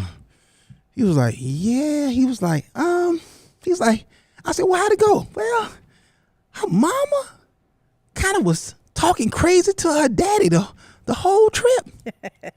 And I was like, well, what did her daddy say? Well, he ain't really say nothing. And I said, so what did you think? He's like, I thought that was crazy. I said, yeah. I said, let me tell you something, son. If I was you, I'd rethink that before you get a little bit too further down that road, because you might not see it yet, but that might be the apple not falling too far from the tree. And you ain't wired. You ain't never seen no man sit there quiet while no woman talk to him crazy like that. That's going to be a problem for you. I got you. But this is what I'm saying about that. And that's the reason why I'm very emphatic about what I'm saying. The world is all saying that, oh, well, some men ain't like that and some women ain't like that. But no, that's not what it is. And so we got to be clear, because there's some people who will never hear this anywhere else but here. So I'm not going to make no caveats for, oh, well, some folks just, they not built like that. No, because that's not the way it is. And it can't be, well, they just dealing with a different generation. No, you have to understand there are 7-point-some-odd billion people on this planet. So you can't just say, well, the pool is diluted. It ain't but one you. And it's 7-point-some people on the planet. So once again, there's a lack of trust. You got to trust God that God going to bring you a real man if you want one. But what I'm saying is, too, there's a lot of folks today that don't know what right look like because they've never seen it. There's enough right out here. It's 7-point-some-odd billion people. There's enough right out here for you to see it if you want to see it. Pastor Tuck, if your culture, if your environment, I'm telling you, if your environment is ragged, you've never seen it. You've never seen it. So you telling me so if that's the case, ain't nobody ever gonna get saved then? No, that's not what I'm saying. Yes. Wait, listen to me. Listen to me and hear what I'm telling you. Because what that is saying is our marriages are no different than our Christian walks. And so if that's the case, in order for them to get it, somebody got to get it to them. Of course. And so if that's the case, we either going to say, I'm going to live this way for the rest of my life because I ain't seen nothing no different. No, you got to make the choice that I'm going to look for a different example to change my walk. How many times have you said to me, or my children have said to me that, wow, I really didn't realize how different you and mom were, or our family dynamic was, until I got off into school, or until I went here and went there. The reason why I say that, listen, hear me out. Hear me out. Children's friends hear me out, Pastor Tuck. Let me finish. Let me make my point. The point of it is, though, that child is 21 years old before they meet Kaya and Courtney, before they meet Khalil or Jaleel or Deja. They never seen anything like that, so it's like weird to them. So what I'm saying is that young lady or that young man and I'm not saying, hear me what I'm saying, y'all. I'm not making an elitist statement or a prideful or arrogant statement. What I'm saying is they haven't seen it, so they don't know in many cases. So they don't even know that is a misnomer, or I mean that's not the right situation. That's not the best circumstances to operate from a marriage or from a relationship standpoint. So, and I'm saying that's why we got to do our job in culture as Christians to put the right thing out there in front so people have more of an opportunity to see it. But today, you look at these reality shows, you look at the television shows, you look at what's on social media, and you look at what's in a lot of people's homes and families, and it's not the right perspective. And what I'm saying is we have to figure out a way to distribute that and communicate that, and I want to make sure that we're not in any way coming across harsh to a young lady who don't know better, who's never seen it, and rightfully so. Because of that, she has no exposure to it. That's what I'm saying. I'm not saying I'm trying to lessen the blow. Let the sting, but understand that we're not coming from a standpoint of rah. This is the right way and the only way. No, I'm saying this is the better way of doing it, and you will see that later on. But that's the thing. There is only one way. God designed this, and you just said it yourself. You can be this type of woman and this type of man, and you put it together, and you're gonna get some junk, and they're gonna reproduce junk. But you know what? Here's the thing, though. And that's why society looks like what it looks like. But God had a system, and if you do it God's way, you're going to get God's outcome. I agree with that. And the reason why the world looks like what it looks like is because we've been saying, but if you do it this way, it'll be all right. And that's why we're getting all right results. But we keep getting less all right results. But you also have like, which is always funny, but you have some people who want something that they don't qualify for. So there's. What do you mean by that? Okay, Explain that. Go there. All right. So I sometimes hear women saying stuff like, "I need a man who can do this and who can do that, and who can be this and be that." And I'm like, yeah, but you're not wired to maintain or even draw that type of guy. Your conversation is on 7 on most days. Then you immediately jump to a 10 if anything don't go your way. There's only a certain type of guy who gonna procreate with you. But we're not talking about what she wants, and we're talking about this is how this thing is supposed to be. And if that's what you want, then you got to get to this place and he got to get to this place. And that takes you being patient enough to let God get you to this place and allow him to get to this place. And then you got what it's supposed to be. But see that type, and I might be facetious and being funny what I'm saying is now, and I want it the way I want it, then you're going to deal with the mess that you create. But see, here's the whole thing. And while I agree with everything you just said, the truth of the matter is, there's somebody for everybody, and everybody for you might be a dude that you don't want. There might be a dude that you don't want because a guy who you want, you're like, hey Pam, you need to shut up. Somebody like, oh, that's harsh. No, Pam, somebody should have been told you that. But so now Richard got to tell you, and now y'all 48 and 42. Somebody should have told you that a long time ago, but nobody did. So now it's got to come across like that. Oh, that's disrespectful, Akintunde. No. Some people need to be told that. Mm-hmm. Yeah. But in all actuality, what she needed was she need Richard at that point. She needed to go and sit somewhere with Donna for Donna to tell her, you got too much mouth. You know what? Donna won't mind her business. I'm not talking. I'm not going. But do you see what I'm saying? But see, because she was impatient, now she ended up in a situation, and that's what I'm saying. This thing needs to go the course that it needs to go, and it's their impatience that puts you in a situation. The problem is the game is so messed up, though, and that's what I'm talking about. The game is messed up. It's like, and I'm just saying it, and I don't mean that in this doom and gloom type of way. I'm just saying, man, it's so many things that's so backwards right now. Again, you got it's so much foolishness and confusion out here today, and people really right. And I'm saying some people are legitimately confused. Like I do not envy someone being 27 years old today, particularly if you didn't grow up in a Christ-centered home. If you didn't grow up in an environment that fostered healthy relationships between men and women, because you really don't know what right is, and particularly if you're consuming all kind of craziness over social media, and then what happens is you get to a point in your life where some people call it hitting a wall or just a revelation. I've seen people in the moment have a revelation. I've seen people sitting there and the glaze comes over their face. They realize, oh yeah, I've been wrong for a long time. Dang, I could have changed this 2 wives ago. I could have changed this 3 husbands ago. God dog, I should have listened to my mama before I went to prison. God dog, dang, they told me, but I ain't listen. Melina Willis Suggs says, but everybody's not exposed to the truth. So that's why the church has work to do. There are levels. There we go. Everybody's not on the same level, so we must first learn about God, and everybody not trying to do that. And that's the point. Yeah.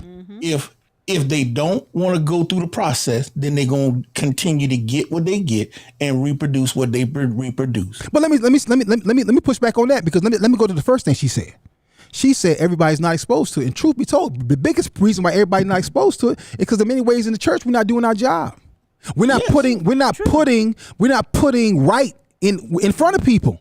And the enemy has no problem manipulating all platforms to get foolishness into the marketplace, to cause foolishness to become the norm. I saw somebody earlier put into the comments that Snow White proposed to the prince. I never really watched the Snow White I'm not cartoon. Is that fairy tale? Yeah. Is that true? Did she propose to the prince, Donna? Somebody tell me, I don't remember that if she proposed to the prince or not, to tell you the truth. Yeah, but I know that fairy tales have messed us up as women because of what we come to expect and what we deem as, the white picket fence, and you have the husband in here, and you know, if you don't have that, if you don't get that, what happens to your not even your imagining, what happens to your psyche? As to it makes you feel less than. It can make you feel less than, unless you have a good, strong spiritual foundation. And even growing up in the church, you may not.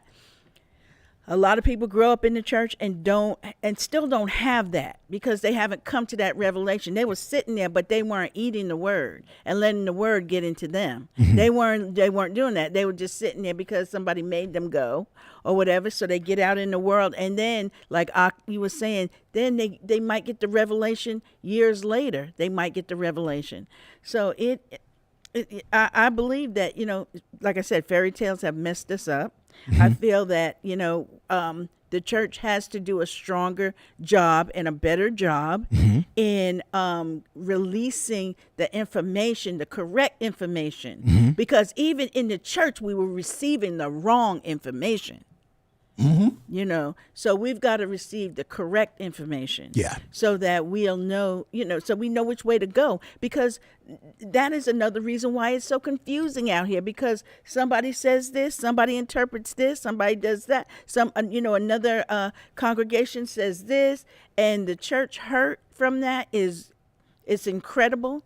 Yeah. And it can drive you away. So when you say I'm gonna go back to something you said up top. I mean, at the beginning of your statement, you said that what if that's not available to you? I guess you're talking about in terms of relationships, right? Yeah.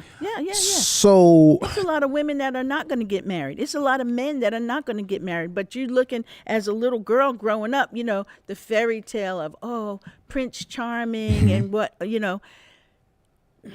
So do you? And I'm asking this from the most sincere place.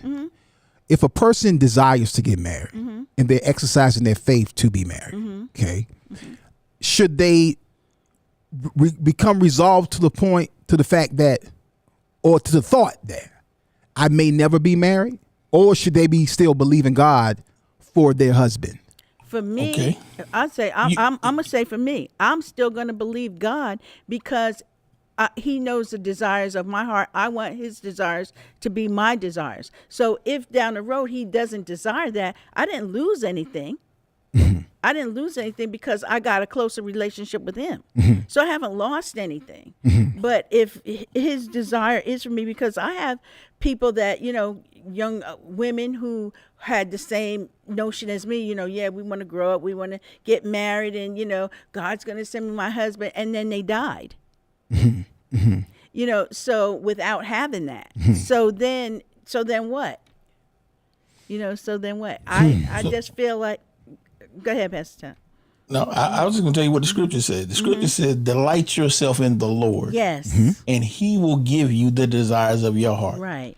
So first thing, we have to understand what that says.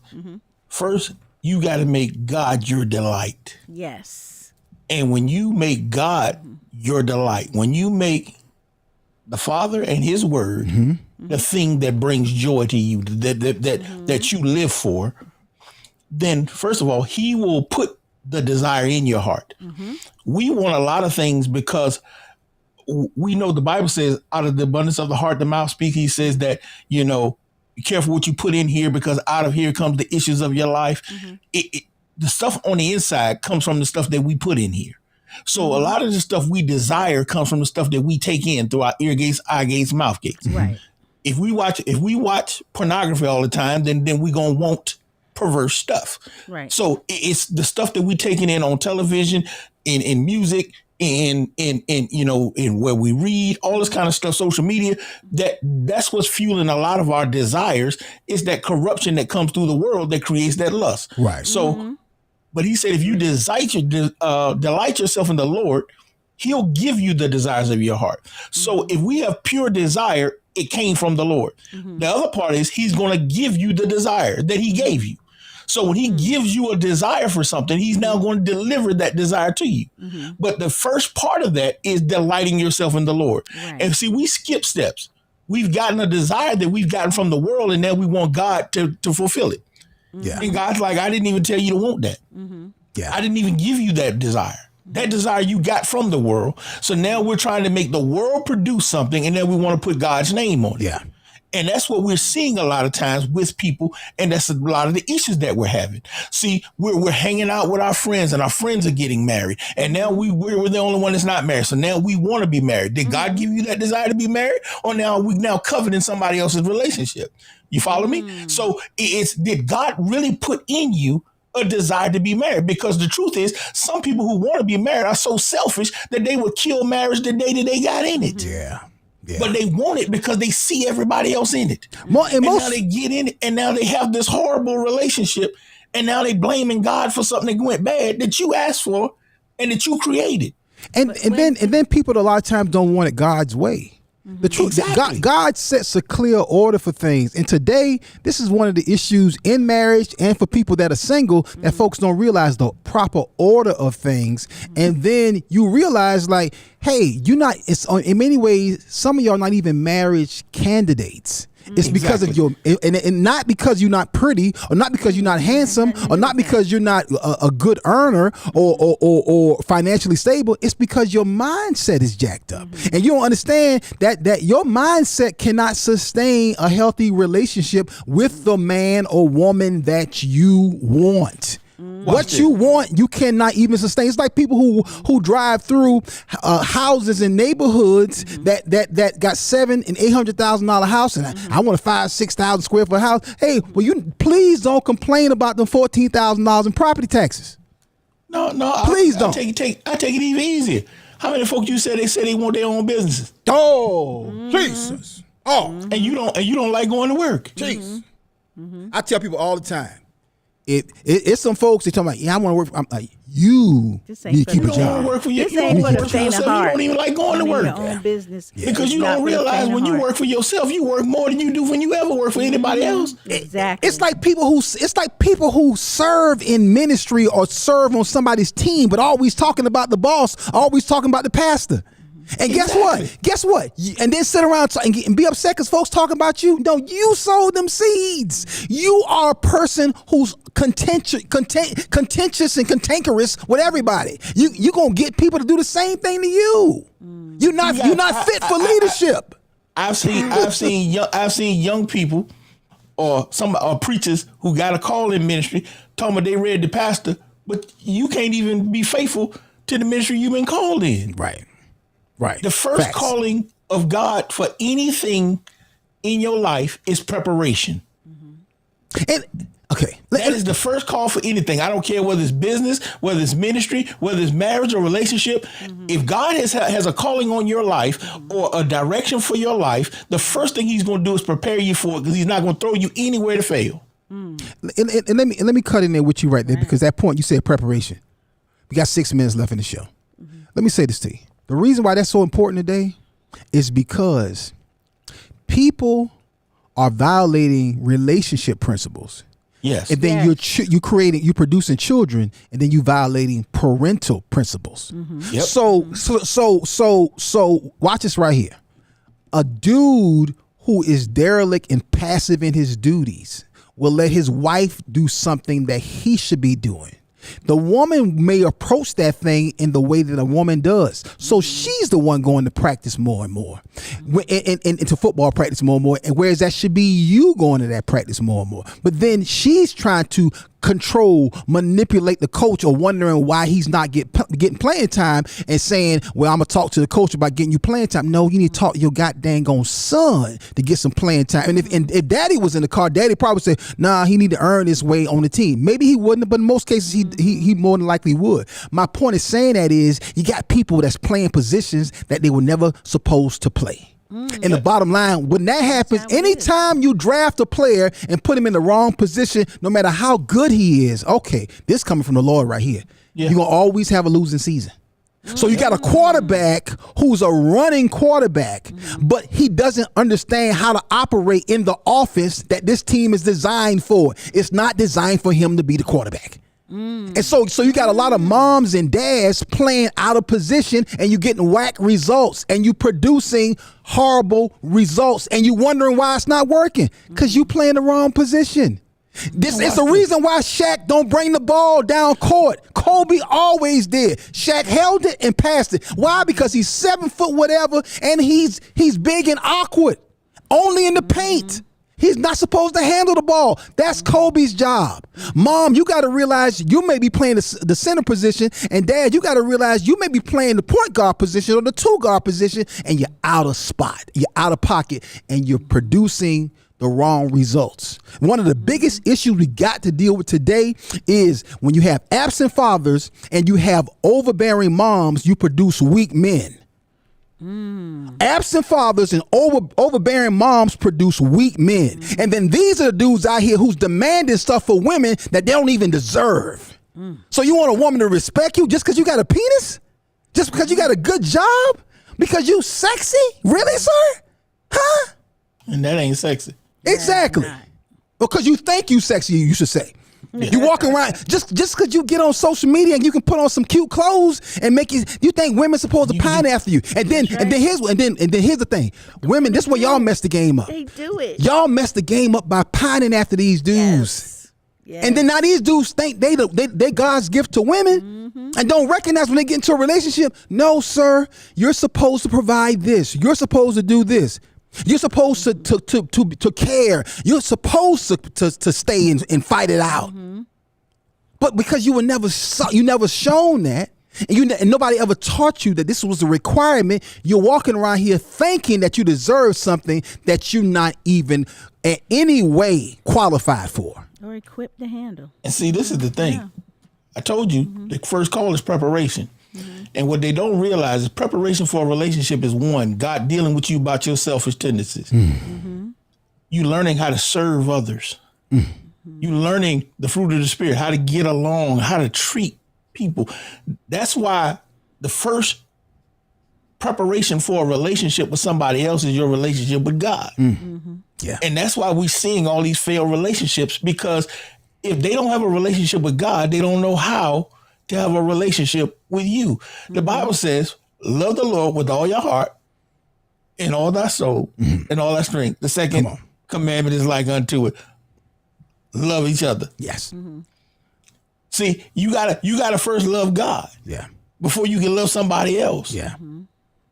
And the thing is, because when you get in a relationship with God, you start to realize how God loves you. And then you start realizing what you're worth. Yeah. See, because watch this. Most of your mistreatment of others comes from the fact that you don't know how much you're worth. Exactly. Yeah. You're actually reflecting your issues with yourself onto somebody else.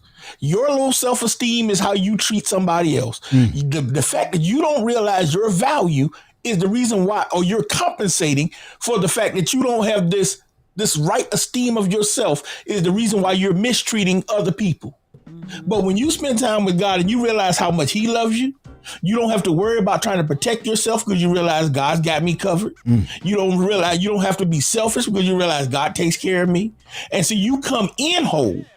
And when you find somebody else that's whole, y'all come together and y'all got a whole relationship. That's right. But you got these broken pieces going together and y'all look like something that was put together with some cheap Elmer's glue and you leak like a cup like that. And they don't even know it. That's the thing. They don't even know it. My God, y'all. We come back, y'all. We got final comments, y'all. Final comments. Again, the topic today is, why do women propose to men?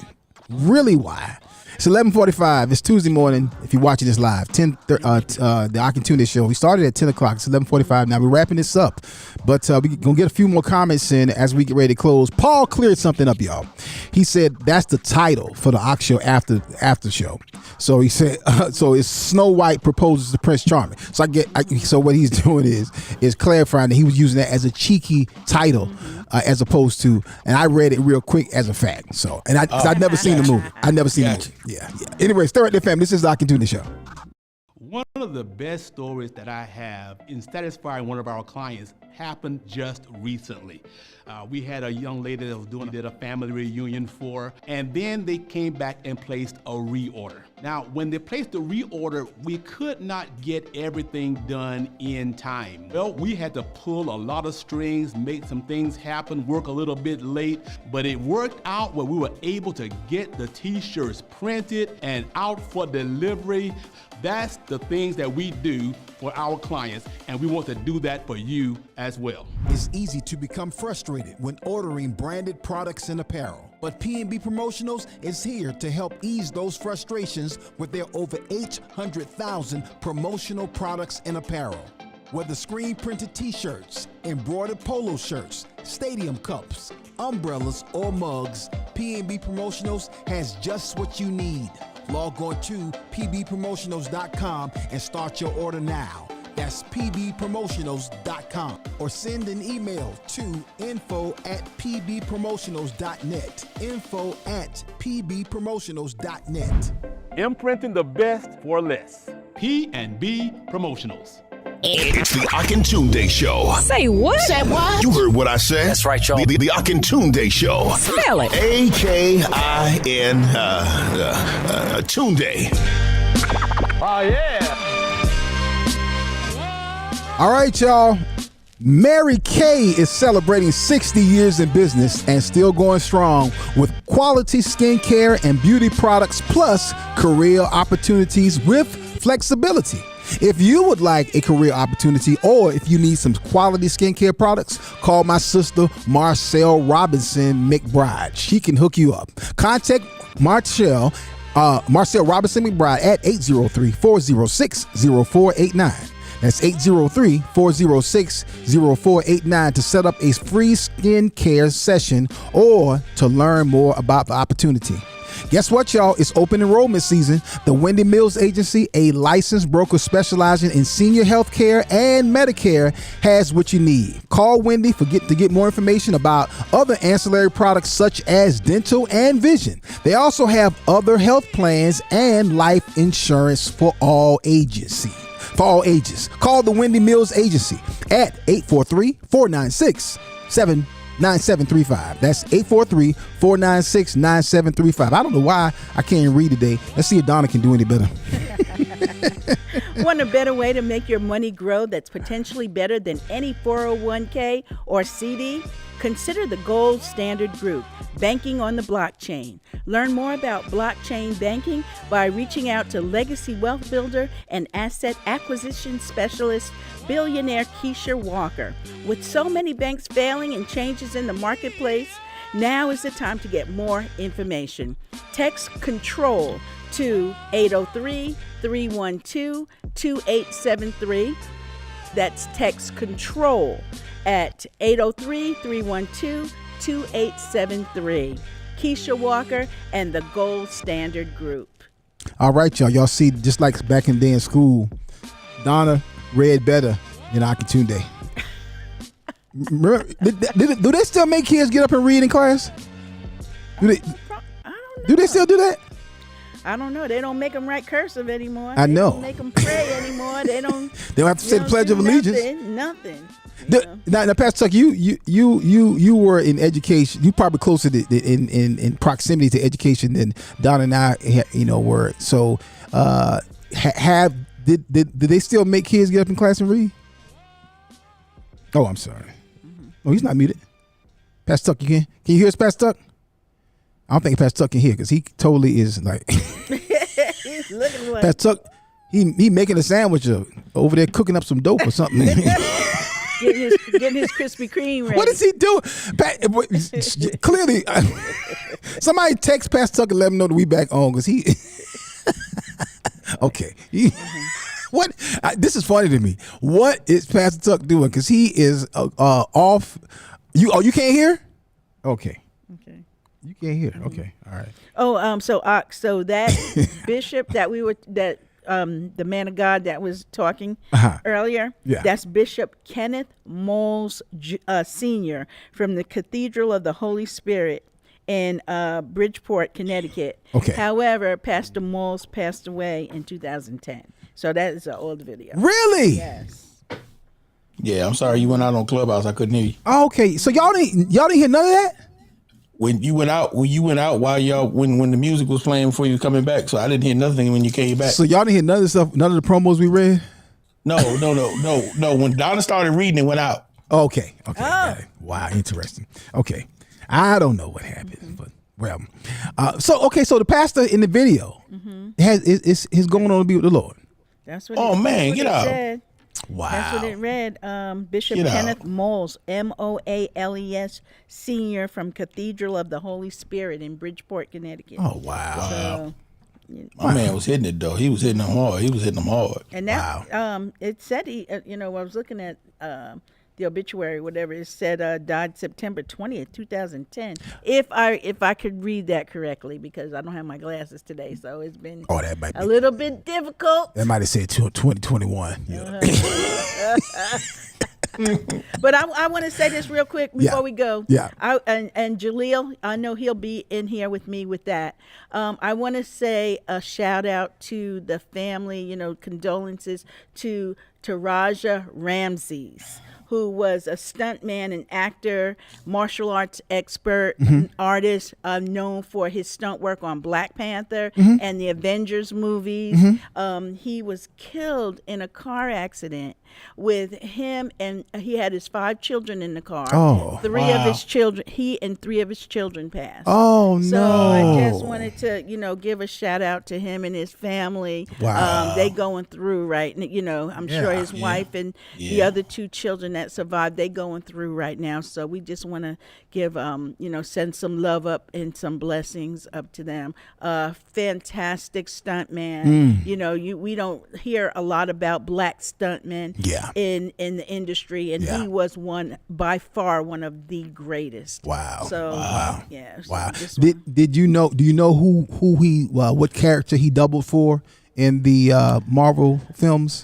I don't know, and it might. I don't know. Okay. I don't know who he doubled for, but he was Probably just all of the being Black a ones. stuntman. Yeah. So he was doing all kind of stunts, I'm sure. Wow. He was probably doing all of the Black ones. And he was 41 years old. Oh, God, that's young. My God, man! Wow. Yeah. Speaking of condolences and shout outs, a huge shout out to Cynthia Pryor Hardy and her entire family, a family of Jim James Hardy, who passed last week, Saturday before last, not last Saturday. They had his funeral on Monday, and Cynthia, you have the Oxio family's condolences as well as Eunice and I, our family. We just, you have our love, and please receive it and know that we are with you.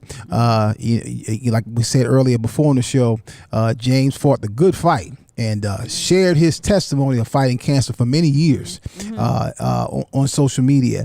And he is now transitioned and going on to be with God. So again, huge shout out and condolences to Cynthia and the entire family, the entire On Point family as well. That's right. That's right. I did want to address one thing in the comments before we close. I know somebody was saying something earlier talking about that feeling the need for a man. And I know Donna said something earlier about that fairy tale of being sold, of needing a Prince Charming.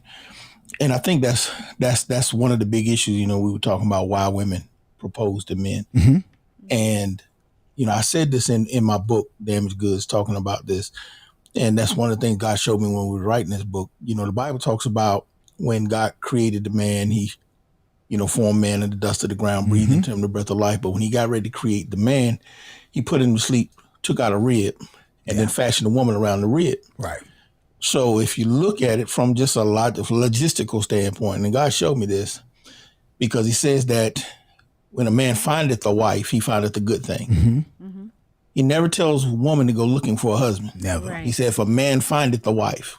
And he says, even for a man to find a wife, he needs favor from the Lord. So you can't find a wife without favor from God. Yeah. Now he says he findeth a good thing. Yeah. So you can't find a good thing without favor from the Lord. You can find anything. Yeah. But you can't find a good thing without favor from the Lord. Yeah. But he never tells the woman to go looking for anything. Yeah. And the reason, and God just showed it to me this way, the reason is you have to realize who was missing the rib. The man. See, because the woman was made whole. Ooh, that's good. So when they tell you that you need something, you're not missing anything. That's good. That's good. But even in the scripture, the Bible says that we are complete in him. So if I'm complete in Christ and you're complete in Christ, then I don't need a wife and you don't need a husband. Right.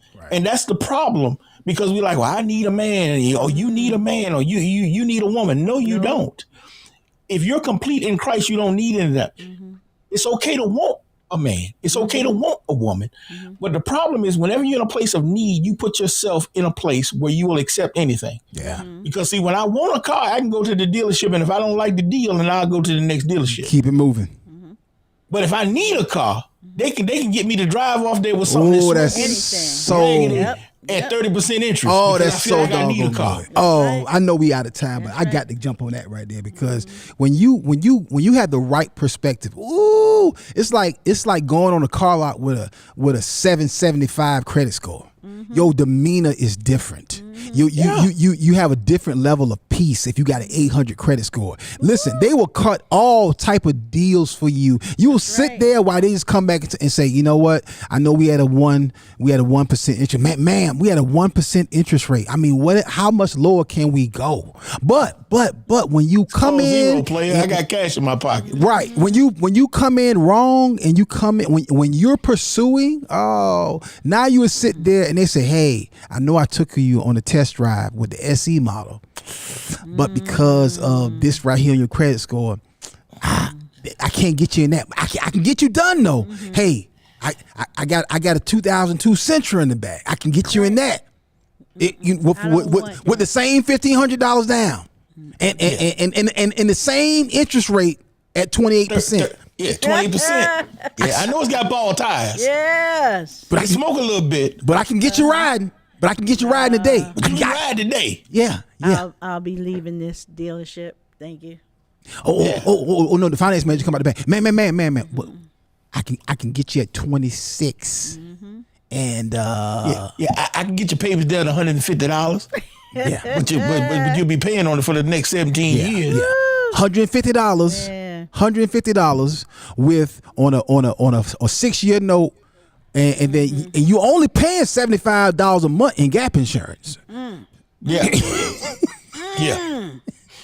Yo, listen. We gotta go. We are totally out of time. It's 11:59.